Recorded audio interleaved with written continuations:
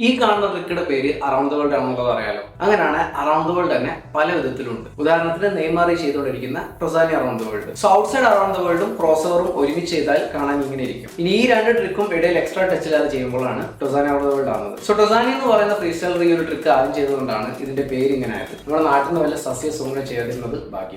Around the world നമുക്ക് short ആക്കിയിട്ട് ATW എന്ന് പറയാം. So obviously Touzani around the world TATW ആവും. അതുപോലെ തന്നെ ജെ, യോസുക്കെ, പല്ലെ, സ്കോറ, സ്കാല എന്നീ പേരിലൊക്കെ അറൗണ്ട് ദ വേൾഡ് ഉണ്ട്. ഇനി നമ്മൾ പരിചയപ്പെടാൻ പോകുന്നത് MATW അഥവാ മിച്ച് അറൗണ്ട് ദി വേൾഡ്. സോ ആദ്യം നമുക്ക് ഇൻസൈഡ് അറൗണ്ട് ദ വേൾഡും ക്രോസ് ഓവറും ചെയ്ത് നോക്കാം. ഇനി ടൊസാനി പോലെ തന്നെ എക്സ്ട്രാ ടച്ച് ഇല്ലാതെ ഇത് ചെയ്യണം. അപ്പൊ ഇതോടെ നമ്മൾ 4 അറൗണ്ട് ദ വേൾഡുകൾ പരിചയപ്പെട്ടു. Outside, inside, Touzani, മിച്ച്.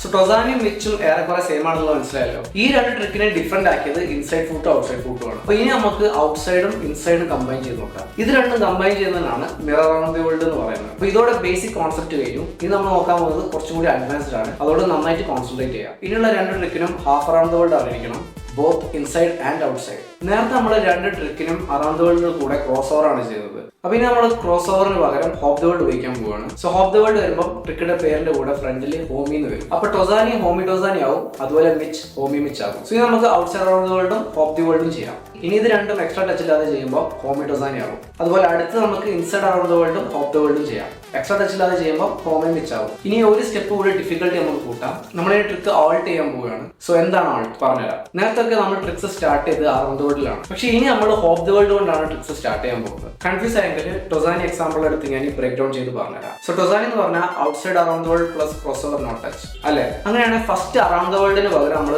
Hope the world ചെയ്യാൻ പോവാണ്. ഇതിനാണ് ഓൾട്ട് എന്ന് പറയുന്നത്. ഹോപ്പ് ദി വേൾഡും അറൗണ്ട് ദി വേൾഡ് പോലെ തന്നെ ഇൻസൈഡും ഔട്ട്സൈഡും ഉണ്ട്. നമുക്ക് ഔട്ട്സൈഡ് ഹോപ്പ് ദി വേൾഡും ക്രോസ് ഓവറും ചെയ്യാം. ഇനി ഇത് എക്സ്ട്രാ ടച്ച് ഇല്ലാതെ ചെയ്യുമ്പോൾ അത് alt Touzani around the world ആവും. അതുപോലെ ഇൻസൈഡ് ഹോപ്പ് ദി വേൾഡും ക്രോസ് ഓവർ ചെയ്താൽ കാണാൻ എങ്ങനെ ഇരിക്കും. ഇത് എക്സ്ട്രാ ടച്ച് ഇല്ലാതെ ചെയ്യുമ്പോൾ അതിനെ ഓൾട്ട് മിച്ച് അറൗണ്ട് ദി വേൾഡ് എന്ന് പറയും. ഇനിയും ഡിഫിക്കൽട്ടി കൂട്ടണമെന്നുണ്ടെങ്കിൽ ടൊസാനിയുടെയും മിച്ചിയുടെയും ഒരു വേർഷൻ കൂടി ഉണ്ട്. ആ ട്രിക്സിന്റെ പേര് നിങ്ങൾക്ക് അറിയാമെന്നുണ്ടെങ്കിൽ താഴെ കമന്റ് ചെയ്യാം. നിങ്ങൾ പുതുതായിട്ട് ഒരു ട്രിക്ക് ക്രിയേറ്റ് ചെയ്യുകയാണെങ്കിൽ അതിനെന്തായിരിക്കും വിളിക്കുക എന്നുള്ളതും താഴെ കമന്റ് ചെയ്യാം. അപ്പോൾ വീണ്ടും കാണാം.